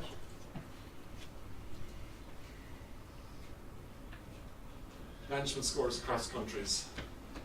From 1, worst practice, to 5, best practice. Now, again, just apologies. I didn't make up the slide or anything, right? Greece, I really love you. Okay, sorry. For all our Greek friends here, there's about 20 or 30 Greek students in the class. All right, it's not your fault, right? Okay, that they got the score of 1.71. But maybe you can see, you know. And I remember I once took a flight, all right? Now, I don't mean anything harsh by this, so don't pick it up wrongly. I took a flight once from Greece, Thessaloniki, to Munich, in Germany. And I went and I bought a cup of coffee in the shop. And there was 4 people working there. There was no customers, 4 people, and they served me the cup of coffee, and it only cost €1. Okay. So my sense was that was a badly managed coffee shop. Would you agree? 4 people, no customers. Coffee's kind of cheap. How the hell are they making money here? I got off the plane in Munich. Yeah. I went for another cup of coffee. There was nobody working there. It was automated. And the cup of coffee cost €4. Now, the question I put to you is, and I'm not saying either model was right or wrong, right? Okay? This lady in the Greek coffee shop was lovely, right? But, who's making more money here? Where are Germany on our list? Ah, okay. Now, that wasn't scripted, by the way, right? Because I didn't know where Germany were, but you get the idea, all right? Just think of my coffee cup anecdote, all right? There's something in that, isn't there? Now, that's nothing against, because, you know, maybe those 4 people in Greece, what do you think was going on? What do you think was going on? Are they state-protected jobs, maybe? Maybe? Now, I'm not saying the German model was right either, because where are people going to get a job? There's no job in the coffee shop, right? But from the perspective of, if you own a coffee shop, I know which model I prefer, because I know which model I make more money in, all right? And it literally was €1 to €4. You know? So that even if the prices were the same, maybe there'd have been something there. Is that right? Where's the UK in this? GB, yeah. 762, my own country, Ireland. Wow, that's low. So, oh sorry, the number of firms, I beg your pardon, yeah, sorry, that was the absolute score. So what are we there, 2.9, GB, about 3.2, okay. And that's phenomenal, you know. Score up there. So Supposing you have a really cool tech idea, right? That you've come up with a new way of whatever, I don't know, working out the temperature of cruise liners or something like that, and you're going to develop an app. Yeah? You know, supposing you develop an app for, I don't know, whatever, passenger in a cruise line that can regulate the temperature. Where are you going to go to commercialize the idea? You're going to go to Greece, China, India, Brazil, Portugal, Ireland, Poland? Where does everybody go? And why? Because if I go to Silicon Valley, I'll be networking with other people that have developed other apps and so on and so forth. If I want money from the bank, all right, I go to a bank here in Britain, they kind of say, I don't lend money to this kind of business. I go to the States, there's special banks that do this sort of stuff. Right? So this analysis here, as I say, we kind of started general and we had all this kind of fluffy stuff down here, all right? But there's actually very solid theory behind a lot of this, really explaining why it matters, okay? And I think, you know, hopefully now this will become apparent as we kind of walk our way through the course and all of that, but there are organizations in the world that are very successful because they are so well managed. Now there's other organizations successful because they're lucky or whatever. Yeah? I have a question about Please. this diagram. Yeah.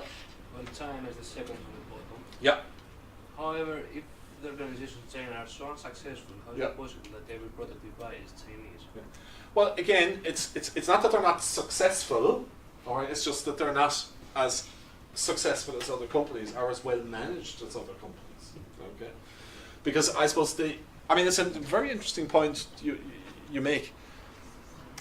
Slightly outside this course, we looked at it in logistics and that, maybe in the semester 2 with the transport people, but a lot of processes have been outsourced from Europe to Asia because it's lower cost, all right? Now a lot of those processes are coming back, but there's no jobs. Google had a big announcement recently with this. I think Dyson as well. Could be wrong now on Dyson. A lot of the processes are coming back. There's no jobs. Why? What's coming back? It's an automated process that's coming back. So the process is becoming more clever. So this will work. This will work. Perhaps, and again, I'm not making any value judgments here, I'm just telling you as it is, folks, right? Okay? So every country has its good points and its bad points. But China works if I want to do that type of stuff. That's why Foxconn is there. Foxconn couldn't survive in the UK. Why not? Supposing Foxconn said, let's move everything here. It would fail tomorrow. Why? Yeah, the people. Well, firstly, the laws, right? You say you can't treat people like that. So there's a regulatory thing. You know what I mean by regulatory? Regulatory are rules and so on and so forth, right? There's only so many people you can have, on a bus. People have to take a break after so many hours. Those rules differ from country to country. In some countries, they're more lax. In other countries, they're more severe. Okay? So there's a rule in this country, what's the maximum bag you can lift? 15, 20 kilos? 20 kilos. Right. So in some countries there's no rule. Alright? Now you might say, well that's fine if I'm working in a mine somewhere or whatever and I'm happy for all my workers to have bad backs after a couple of years. Okay, so it's a very clever reading. And it's in Blackboard, and I encourage you to have a look at it. Now, the other reading there that sits on Blackboard, and I haven't looked at it, and I just want to show it to you for the last couple of minutes, is this one, The Management Century. And that's a lovely reading. You see even on the title of it here, I've called it Harvard Business Review 2012, a good timeline of the development of management thought. So, homework for today would be to read these two articles on Blackboard, okay? To read the one about why some countries are better managed, their companies than others, and to read this. Why do I want you to read this? Because there's a lovely timeline on it. You see this here? Great moments in management. And this is our Frederick Taylor. 1911. So whoever Googled it for me. This is the guy, right? Frederick Taylor. Henry Ford. That was another. Why was Ford? Why are these people regarding Ford as being a key milestone in the development of management thought? Mass production. Yeah, the Model T motor car, mass production. So he took his theory. Ford took this guy's theory and started mass producing cars, right? You see Fayol is there as well with his administrative theory. This guy here. DuPont, the chemical company in that. A multi-divisional structure. So this is what happens if a company gets huge. Now, how do I manage the divisions? Look at the human stuff starting to kick in. A very early Mary Parker Follett. Power with, not power over workers. Recognizing workers as people. The Hawthorne's effect that we alluded to. Yeah. So worker conditions and that. I mentioned McKinsey to you. Yeah. So this guy this first introduced this idea of ideas and patents and ways of doing things. Human relations. Keynes, the economist, you'd have heard of Keynesian economics. Yeah, okay. Governments kind of put money into the economy in that. Look at this, Dale Carnegie, 1937, How to Win Friends and Influence People. What a rotten title, right? Okay.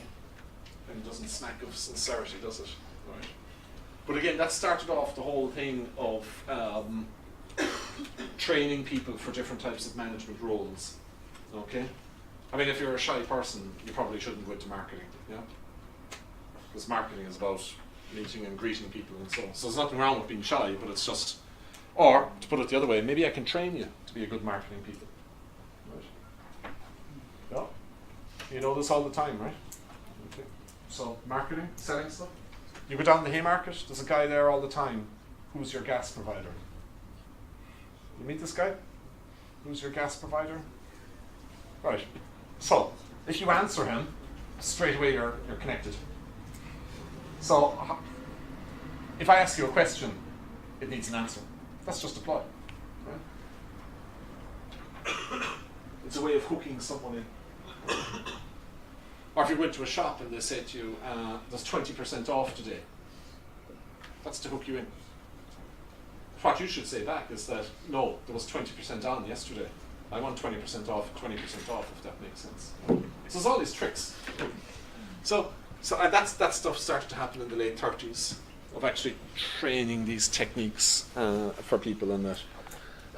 Just going quickly down there, we met Maslow in the 40s, and now we're getting into some of the more behavioral stuff there, human relations and that. Going down again, Peter Drucker. Now we'll come back to some of these when we talk about the management gurus in lecture 9. The practice of management is probably one of the foremost management thinkers ever, basically. Drucker. And then we start getting into things like matrices. So the Boston box, I don't know if you've come across this before. Again, you'll touch it in marketing and strategy. That products have a life cycle. You and I have a life cycle, so do products. Introduction, growth, maturity, decline, phase out. Right? So we need to track these life cycles. Right? Okay, Robert, the strategy guy, will bring this idea to you here. Okay, what business are you in? I mean, just because you're a cruise line, yeah, operating cruise ships, that doesn't mean you're in the maritime business. What business are you in? If you operate cruise ships, tourist, entertainment, hospitality, you're like a hotel, right? Okay. Just the fact they're on water is kind of a coincidence, yeah? Okay. So we'll see some of these matrices here with Robert and the strategy stuff and that. So strategy starting to evolve there. Cantor. So these are all names now. Porter, the 5 forces. All right.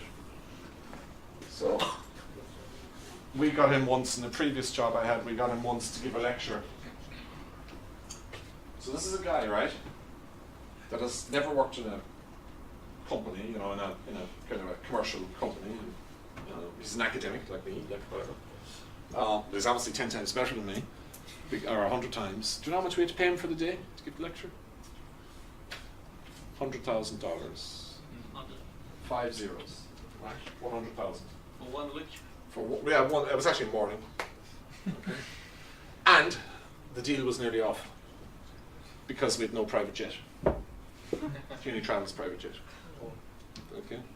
So thankfully someone knew someone in EMC, you know the company, Dell EMC now, EMC? They have a private jet. And they said, well, we can bring you on the private jet and you can talk to some of our guys on the plane. And that. That's what I mean. Do you know what I mean by guru? That's a guru, right? Okay. That's someone whose ideas are very valuable. Now, I'm not taking away from the guy for a second. He's probably the best management thinker that ever wore shoe leather, right? Okay. He's a guru, right? The reason we pay him $100,000 and the private jet is because he's such a super guy. Okay. But is he happy? I'm sure he's very happy. I'm sure he's just thrilled. Yeah, but so he's a super guy. So I'm just making that point to you that I don't think anybody is going to get paid $100,000 to give a lecture on naval architecture or subsea umbilical risers and moorings and all that sort of stuff that you learn about, or P&I insurance, the marine transport people, right? Okay, you're in the wrong business if you think you're going to get paid that type of money. Yeah. The Peters and Waterman, In Search of Excellence. Okay, these guys in the 80s, they wrote a book about what makes organizations great.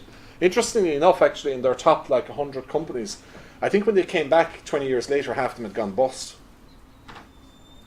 So, whether that takes away from it or not, I don't know. Gender stuff coming in, and the idea of the glass ceiling and that.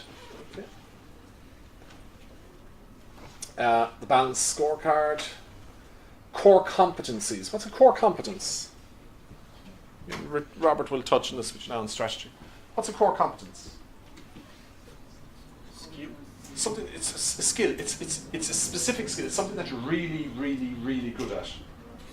And a big thing in strategy now, in business strategy, is what am I really good at? You know, I can be good at some things, but what am I really, really good at? And as a company, I should focus on that. And so that's led. So when did it start coming out there? The core competence, C.K. Fairlight in the early 1990s. That caused a lot of companies to diversify. You know, you had companies making TVs that basically were saying, look, we shouldn't be making TVs, we get someone else to make them. Our business is branding consumer electronics goods. We're Mitsubishi Electric. Right? Good example. So that's a brand. So that's what they do. Nike, do Nike make a lot of stuff anymore? Nike's a brand, a sports brand. They don't bother making stuff because that's not their core competence. Get someone else to make it for the textile equivalent of Foxconn. Yeah. Okay. The late 1990s, then we're getting into this thing like creativity and innovation. Where do new ideas come from? Do people kind of sit in a room all day and hope that they'll dream up the next big product? Yeah. Early 2000s, the end of corporate imperialism. Right. So I'd say in the last decade or so now, there's been a shift in some industries. Think of like medical devices, right? There's all these high-tech machines being made that can say, you know, if you have a heart problem, right, they can put in a catheter, a tube, and it can fix your heart problem so you don't need big surgery. That stuff is really expensive. Or like cancer drugs, which might cost, I saw a drug the other day for cystic fibrosis, and I think for a lifetime it would cost £6 million to treat a person. Now, think about, so obviously you want it if you have this awful illness, right? But think about the company's perspective. Am I going to sell a lot of that drug? I'd only sell what people will buy, right? So, do I make more money selling a drug costing £6 million to 100 people, or will I make more money selling a drug costing £600 maybe to 100 million people? You see the idea? And that trend is a thing called the base of the pyramid, whereby a lot of work that's going on now is not designing the best ship or the best medical device or anything. It's actually, which is the one we're going to sell most and make most money from, and that may not be the highest tech one. Okay. Just it's an interesting kind of turnaround of things, yeah? Now, we're not saying that technological innovation isn't important, but it's not if no one's going to pay for it. What's the price of a product? What's the price? What's this worth? What's it worth? Should be cheap. Say what? It's worth whatever you're willing to pay for it. Yeah. Okay?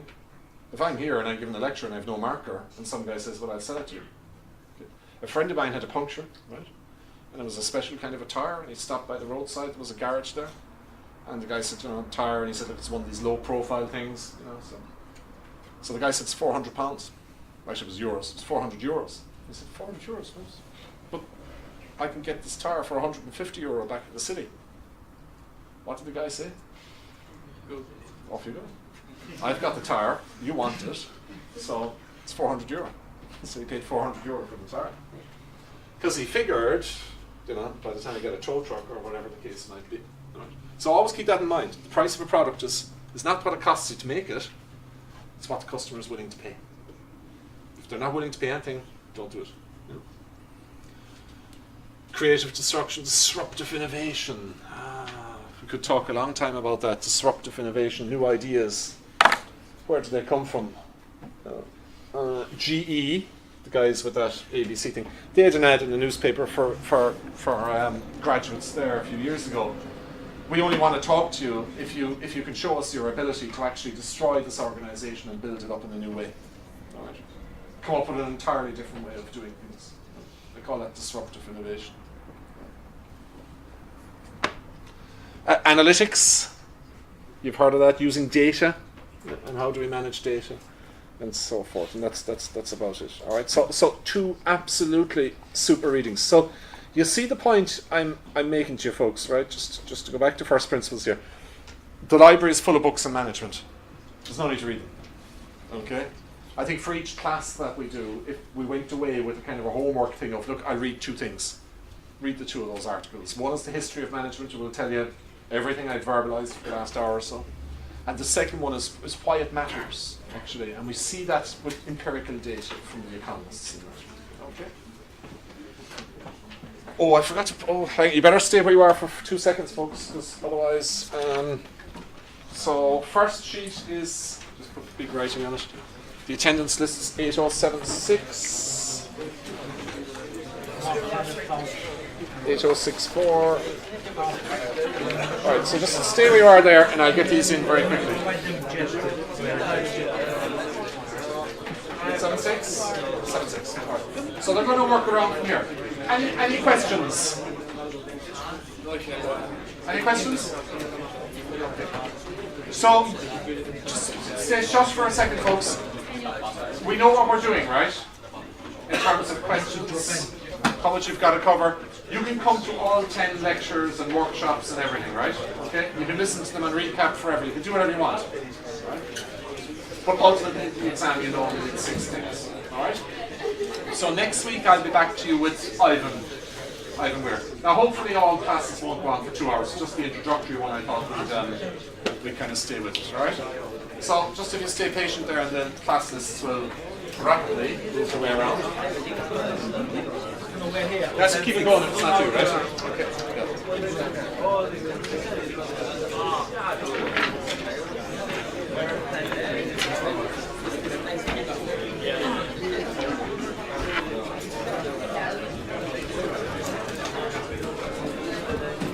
Hiya. Hi. Okay. Actually, just hang there 1 second and I'll just turn the thing off, because otherwise it'll be recording your maybe it's not really on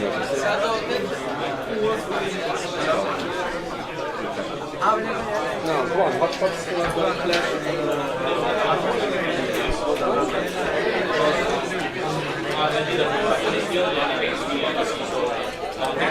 Oh, yes, yeah, MAR8034, marine engineering. David, yeah. And yeah. It's just for a few weeks, is it? Semester? Because they emailed me about that the other day and I sent them an email back.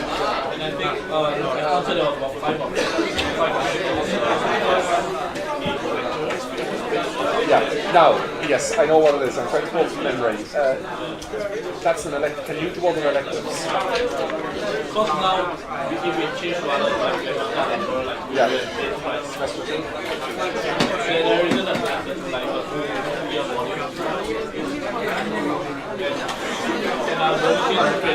Yeah. Yeah. Because see, it shouldn't have left you register for it. Or you were undergrad, yeah.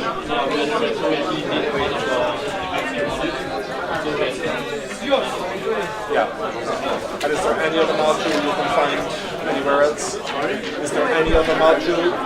Because usually with that case, what we, now usually, I'm not saying it's your fault, right? It's not your fault. But you shouldn't have picked the 2 or 3, 4, you should have picked something else. Yeah, no, it's good. 5, marine engineering, yeah? I'm doing marine engineering. But all with the 3 or 3, 4, yeah? You see, what's meant to happen is that you're not meant to pick a module with a flash. Yeah, because I didn't react. I know. So generally what happens, I know for lots of students, when colleagues come to me and they say needs to get approval to do a different module. So what I always do is I look at the title and say, well look, this guy can't do that because there's a flash, he has to pick something else. But that hasn't happened. So, yeah, I know. Now, again, kind of both sides are wrong, if that makes sense. That I know you're not a master of timetables, right? But you shouldn't have picked it, and you shouldn't have been allowed to pick it. Like this, I think Correct. Correct. So I think the other one is the one we're going to have to upload, it's 3034 in the marine engineering. Yeah, so I can do 304 and I think 3033. And when's 3033 happening? Yeah, I think that's marine.